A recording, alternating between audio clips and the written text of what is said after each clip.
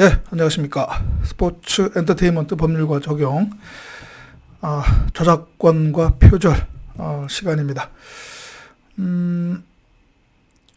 또 다른 주제도 마찬가지고요. 제가 또 항상 얘기하는 건데, 이 강의 시간에 비해서, 그러니까 강의 시간이 절대적으로 부족하죠. 그 각 주제별 그 내용을 여러분들에게 설명드리는 데 있어서 시간상으로 상당히 좀 부족함을 느낍니다. 그래서 요 한 1시간 반 정도 요 시간 안에 그 가능한 되도록이면 많은 내용을 여러분들에게 설명을 드리고 하고 싶은데 이게 참 그러지 못한 게 너무 아쉽고요. 요 저작권 요 시간도 마찬가지입니다. 여러분들에게 저작권법이라고 하는 것이 물론 이제 국내 법령에 이제 저작권법이 있지만 그 외에 또 저작권과 관련해서는 또 여러 법령에 또 그 관련된 내용이 산재된 경우도 있고요. 그 다음에 또 실무적으로도 많은 사건들도 있었고, 그 다음에 또 지금 그래 또 판례도 이 저작권과 관련한 판례가 상당히 축적되어 있기 때문에 이게 법리라든가 이론이 또 상당합니다. 그래서 이 강의 시간에 그것을 모두 다 설명드리지 못한 점 아쉽게 생각하고요. 뭐 제가 국내에서 저작권법 분야의 최고의 전문가는 아니지만 제리라고 제가 말씀드리기는 그렇지만 그러면 저도 이제 그 이쪽 분야에서 또 실무를 담당하고 있고 또 나름 공부하고 있기 때문에 그 제가 알고 있는 내용을 다 이 강의 시간에 설명드리지 못하는 점 좀 아쉽게 생각하고요. 그 제가 보고 있는 책도 지금 이게 저작권법이거든요. 이 두께도 상당하죠. 이 저작권법 뭐 주석서, 해설서라고 하는데 이 정도 이렇게 두껍단 말이죠. 상당하단 말이죠. 이것처럼 참 저작권법에 있어서 그 많은 이슈, 주제와 관련해서 많은 내용이 있는데 특히 또 뭐 국내적으로뿐만 아니라 또 해외에서도 마찬가지고요. 그래서 이게 참 그 뭐라 그럴까요? 이번 강의 시간에는 이제 전반적인 어떤 그 구조를 말씀드리고 그 다음에 구체적인 각 이슈별 주제별로 구체적인 사례를 가지고 한번 제가 설명을 드리도록 그렇게 하겠습니다. 그래서 첫째 시간, 둘째 시간에는 이 저작권에 대한 그 개념 그리고 그 관련된 구체적인 사례를 설명드리고 마지막 시간에는 이제 그 표절 저작권 침해의 대표적인 형태인 그 표절에 대해서 또 사례를 가지고 설명을 드릴까 합니다. 그러면 먼저 첫 번째 시간에는 이 IP 그러니까 intellectual property라고 하죠. 보통 이제 저작권을 이제 intellectual property 그러니까 지적 재산이라고 하는데 그 대표적인 이제 권리죠. 저작권이 IP.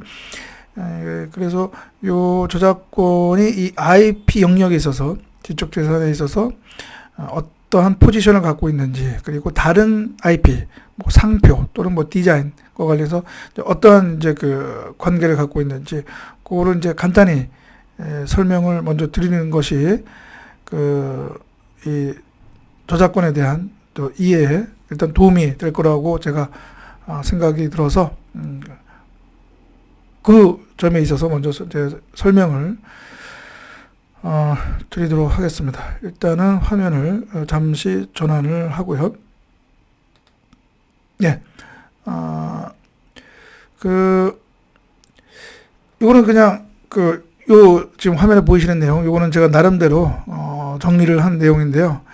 일단 이 IP 여러 그 분야가 있죠. 여러 그 법 내지는 또 권리 분야가 있죠. 쭉 한번 보면 먼저 이제 카피라이트 오늘 이제 배우는 저작권 이것이 그냥 대표적인 거라고 볼 수 있고, 그 다음에 유틸리티 모델, 뭐 실용 신안이 있고요. 그 다음에 이제 특허, 페이턴트 특허가 있고요. 그다음 디자인이 있고요. 또 우리나라 또 디자인 보호법에 의해서 그 디자인이 있거든요.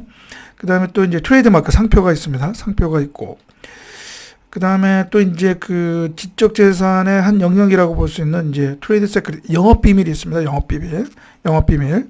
이것도 이제 IP 한 영역이라고 볼 수가 있고요.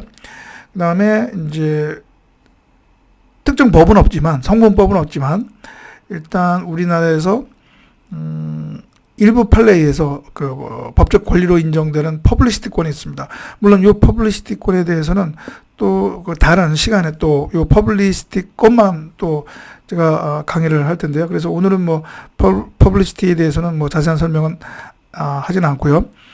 아무튼 이 퍼블리시티권이 있다라는 거. 그래서 지금 퍼블리시티권을 뺀 나머지는 다 국내 법령으로 관계 법령이 있죠. 뭐 상표는 상표법, 디자인은 디자인 보호법, 특허는 특허법, 그 다음에 고안, 실용신안은 또 실용신안법에 의해서 또 그 권리가 보호되고요. 뭐 저작권은 당연히 이제 저작권법에 의해서 보호되고, 그 다음에 이 영업비밀은 부정경쟁방지법에 의해서 이 영업비밀을 위법 부당하게 침해한 것을 금지하고 거기에 대한 또 손해배상 등의 어떤 법적 그 구제를 또 보장하는 이제 그런 또 이제 그 부정경쟁 방지법이 있습니다. 그래서 이 인텔렉츄얼 프로퍼티 IP와 관련된 전반적인 이제 구조는 이렇게 되어 있다라고 보시면 되고, 이 각각의 권리 법을 우리가 몇 개의 그 기준 카테고리로 해서 이렇게 구분을 할 수 있습니다. 제가 이번 강의 시간에는 먼저 이게 등록 또는 뭐 그 등재라고 얘기할 수 있는데, 즉 공시라고도 얘기할 수 있을까요? 한번 registration, 그러니까 외부적으로 이렇게 알려지는 그러한 그 기준에 의해서 나눌 수가 있고, 또 하나는 그 보호 기간, 그 보호되는 권리가 어느 정도 기간을 갖고 있느냐, 또는 기간 없이 영구적으로 또 보호되느냐를 기준으로 해서 또 이렇게 나눠질 수가 있는데요. 먼저 보호 기간, 존속 기간을 기준으로 해서 여러분들 이렇게 나눌 수가 있습니다. 그러니까 여러분들 화면에 보이시기에 왼쪽은 그 보호되는 권리의 어떤 보호 기간 또는 존속 기간이 한정되어 있는 것입니다. 예. 그리고 여러분들 보시기에 오른쪽은 그런 보호 기간, 존속 기간 제한이 없다라고 하는 것이죠. 그래서 뭐 강의 시간상 자세한 내용은 말씀드릴 게 없지만, 예를 들어서 상표인 경우에는 등록한 때부터 이제 10년의 그 보호 기간이 있습니다. 물론 이제 상표는 그 갱신을 할 수 있습니다. 계속 갱신을 할 수 있어서 뭐 갱신이 되면 또 뭐 영구적으로 보호될 수가 있는데, 그래서 이 상표는 양 이제 10년 정도의 그런 기간을 가지고 있다라고 보시면 되고, 물론 갱신하는 경우에는 이제 무한대로 그 권리를 보장받을 수 있는 것이고, 그 다음에 그 디자인은 이제 20년의 보호 기간이 있고요. 그 다음에 특허는 또 이제 20년, 원래 등록한 때로부터 원칙적으로 20년, 그 다음에 고안은 10년, 실용신안은 이제 10년의 보호 기간을 갖고 있고, 저작권법은 이제 원칙적으로 70년 20년 동안 예정된 그 저작권법은 이제 원칙적으로 이제 저작권자의 이제 그 사후 70년간 이제 그 저작권은 이제 보호되는 것이죠. 그에 반해 영업비밀이라든가 퍼블리시티권은 특별히 어떤 이런 보호 기간이 없습니다. 그래서 그런 이제 이렇게 기준을 해서 나눌 수가 있고, 또 한 기준은 뭐냐면 제가 잠깐 언급했지만 이제 그 권리가 등록이 되느냐 안 되느냐, 즉 그 권리를 보장받기 위해서는 등록이 되어야 되느냐라고 하는 점. 이 점에 있어서 이제 여러분들 보시기에 왼쪽은 등록이 필요한 것이고 오른쪽은 등록은 필요하지 않는 것이다. 즉 등록이 그 권리의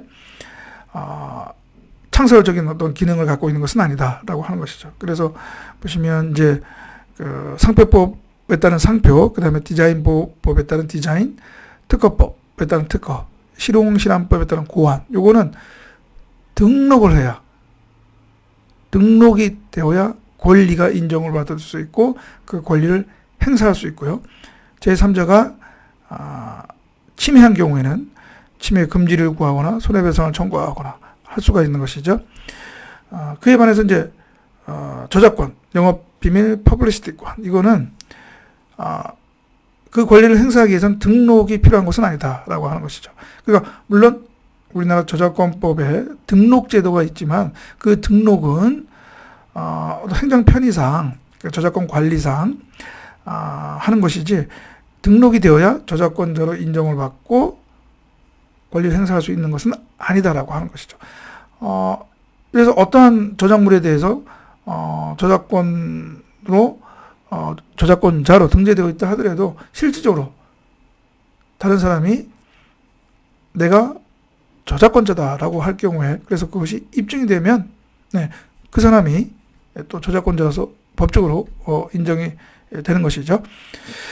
예, 그래서 이렇게 전반적인 인텔렉추얼 프로퍼티 IP의 영역, 각 분야의 영역이 이렇게 이제 구조를 갖고 있다. 이제 그렇게 이해를 하시면 되겠습니다. 그리고 예, 그다음에 요 다음에는 어떤 내용을 제가 말씀을 드리냐면 제가 요 연수 요거를 제가 적어놨네요. 다음에는 이제 구체적으로 이제 저작권 분야로 들어가서 일단 전반적인 어떤 그런 그 저작권 보호의 그 뭐 프로세스라고 할까요? 플로우, 어떤 그런 흐름을 전반적으로 한번 살펴보도록 하겠습니다.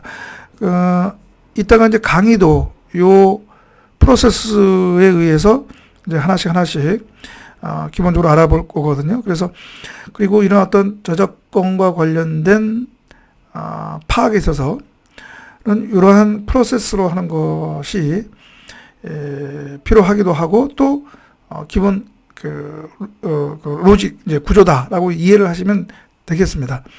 예를 들어서 실질적으로 어떤 저작권 침해 사건이 일어났을 때, 예를 들어서 민사상 손해배상 소송이 제기돼서 법원에서도 판단을 할 때에는 이러한 프로세스에 의해서, 이러한 단계를 거쳐서 판단을 한다. 뭐 이렇게 생각을 하시면 되겠습니다. 그래서 먼저 이제 그 저작물이죠. 그러니까 우리나라 이제 저작권법이 있는데요. 제가 조금 이따가 또 잠깐 설명드릴 텐데, 저작권법에 의해서 보호되는 저작물이 별도로 규정이 되고 있습니다. 예. 그러니까 모든 저작물이, 그러니까 그냥 법적인 저작물 말고 우리가 그냥 통상 어떠한 이 정신적인 어떠한 그 결과물이라고 하는 그러한 저작물이 모두 저작권법에 의해서 보호되는 저작물이 아니고요. 저작권법에서 보호되는 저작물은 그 중에서 일정한 요건을 갖춘 경우에 저작물로서 인정이 되는 것이죠. 예. 그래서 이제 구체적인 사건에 따라서는 이것은 저작권법에 의해서 보호되는 저작물이 아니다라고 해서 예를 들어서 소송에서 인정을 받지 못하는 경우가 또 있습니다. 뭐 이따 잠깐 설명드리겠지만, 우리가 그냥 디지털 카메라든가 아니면 스마트폰으로 촬영하는 그 사진이 있지 않습니까? 무조건 그것이 다 저작물, 그러니까 저작권법에 의해서 그 사진 촬영한 거, 그것은 그 촬영자의 저작물이라고 볼 수 있는 것이죠. 그러나 그런 모든 사진이 다 저작권법에 의해서 보호되는 것은 아니다라고 하는 것이죠. 그 사진이라 하더라도 이러한 요건을 갖춘 경우에 저작권법에 의해서 보호되는 저작물이 될 수 있다는 것이죠. 그 다음으로 넘어갈 수 있는 것이 뭐냐면, 그러면 과연 저작권자는 누구냐라고 하는 것이죠. 특히 이것은 이제 업무상 저작물인 것 경우에, 그러니까 어느 회사나 어느 단체에 소속에 있는 사람이 어떤 저작물을 창작했을 경우에 그것이 그 사람이 저작권자이냐 아니면 그 회사, 단체가 저작권자이냐 라고 하는 또 판단의 문제와 직결되는 것이죠. 또는 2인 이상 여러 명이 함께 참여했을 경우에 저작권자는 어떻게 그 저작권이라는 것은 어떻게 분배되는 것이냐, 그리고 그 저작권을 행사할 때는 어떻게 되는 것이냐, 그런 문제가 저작권자 판단의 문제가 되는 것이죠. 이런 것도 제가 이따가 그 저작권법 규정을 확인하면서 제가 이제 간략히 설명 드리겠습니다. 그래서 이 저작권자가 누구냐, 그 저작권이 누구에게 기속되느냐, 그 판단의 문제가 있고요. 그 다음에 이제 판단이 되는 것이 이제 아까 제가 잠깐 설명드렸던 과연 그 보호 기간 내에 있느냐라고 하는 것이죠. 그 저작권 원칙적으로는 그래서 사후 70년인데, 그래서 만약에 70년이 지나면 그 저작권은 그러니까 저작권으로서 보호를 받지 못하는 것이죠. 예. 그러니까 70년 전에는 저작권으로서 제3자가 그것을 침해한 경우에는 거기에 대해서 침해 금지를 구하고 또는 손해배상을 구하고, 그 다음에 또 저작권 위반죄로 또 고발을 할 수 있지만, 그 보호 기간이 지나는 경우에는 이제 그 저작물에 대해서는 침해를 주장할 수 없는 것이죠. 그 보호 기간에 있느냐 없느냐, 이것도 하나의 이제 판단 요소가 되는 것이고요. 그 다음에 이제는 실질적으로 어떤 그런 침해 문제, 특히 표절 문제가 있을 경우에는 어떠한 판단을 하게 되느냐, 이제 유사성 판단을 하게 됩니다. 그러니까 예를 들어서 어떤 저작물을 뺏겼다라고 했을 경우에 과연 그것이 유사하냐 여부 판단이 또 중요하게 되겠죠. 그래서 그 유사성이 판단, 분야가 또 중요하고요. 이따가 한번 잠깐 언급해 드리겠지만, 국내에서 이제 판례적으로 이 유사성을 판단하는 데 있어서는 두 가지 그 기준이 있습니다. 하나는 의거성, 그 다음에 실질적 유사성이 있습니다. 이거는 물론 제가 이따 해당되는 또 곳에서 설명을 드리겠습니다. 그리고 이제 또 하나는 설사 뭐 표절을 했다, 또 뭐 그걸 그대로 뭐 또 사용했다 라고 보더라도 그것이 공정 이용에 속한다면 그것은 저작권 침해가 될 수가 없게 되는 것이죠. 이것도 이제 조금 있다가 제가 우리나라 저작권법 규정을 또 체크하면서 설명을 드릴 텐데요. 이 저작권법의 규정도 그 목적도 보면 저작권을 보호할 뿐만 아니라 그런 어떤 저작물의 공정 이용을 도모하기 위한 것이 또 저작권법의 또 한 목적이거든요. 그러니까 무조건 저작권 보호만이 목적이 아니라 어떻게 보면 그 저작물을 어떤 그 공정하게 이용하는 것도 보장함으로써 이러한 그 관련 산업을 또 키우게 되는 것이죠. 그 다음에 어떻게 보면 우리 인간 사회의 어떤 발전, 문화적인 발전도 도모할 수 있게 되는 것이죠. 그래서 그 공정 이용이 어디까지 어느 경우에 공정 이용으로서 그 저작물을, 즉 그 보호 기간 내에 있는 저작권법에 의해서 보호되는 저작물이 있지만 사용할 수 있는 것인지, 특별한 저작권료 사용 대가를 지불하지 않고서도 사용할 수 있는 것인지, 그것이 또 중요한 한 영역이다라고 얘기할 수 있고요. 그다음 이제 마지막으로 이제 그런 공정 이용에 해당하지 않는다면 결국은 원칙적으로 저작권 침해가 될 텐데 그럴 경우에 그 구제는 어떻게 하고 그 손해는 어떻게 산정할 수 있을 것인가라고 하는 점. 그래서 이 손해 부분도 실체적으로 구체적인 어떤 사건에 있어서는 이것도 이 산정도 쉽지 않은 문제이다라고 하는 것이죠. 그래서 우리나라 저작권법은 이런 손해 산정과 관련해서 또 특별한 규정을 두고 있다라고 하는 것이죠. 그래서 이러한 그 프로세스 단계를 거쳐서 우리가 이 저작권 보호 및 공정 이용을 우리가 판단을 할 수가 있다라고 제가 여러분들한테 말씀을 드리겠습니다. 그래서 이번 시간에는 그래서 전반적인 이 IP의 전체적인 구조하고 그다음에 저작권 우리 그 판단 그리고 그 이용에 있어서 어떠한 프로세스를 갖고 있는지 그것을 한번 대략적으로 살펴봤습니다.